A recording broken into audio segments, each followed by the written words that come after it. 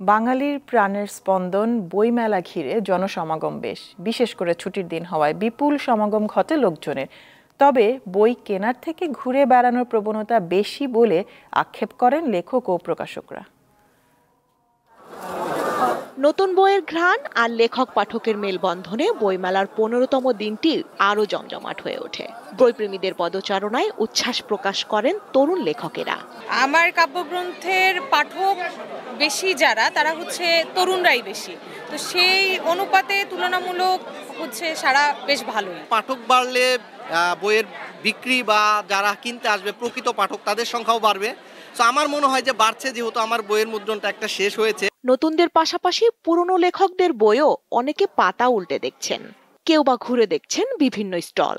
আমার পছন্দের লেখকগুলোর মধ্যে আছে অন্তিক মাহমুদ, হুমায়ুন আহমেদ।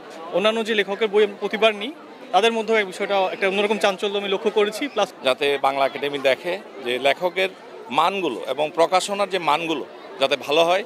এবার নতুন বই কেনা থেকে ছবি তোলা আর ঘোরাঘুরি বেশি বলে দাবি প্রকাশক ও বিক্রেতাদের।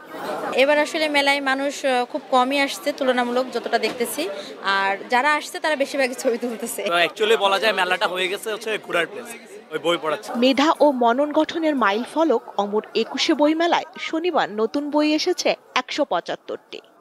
স্বস্তিকা সিংহ, দীপ্ত সংবাদ, ঢাকা।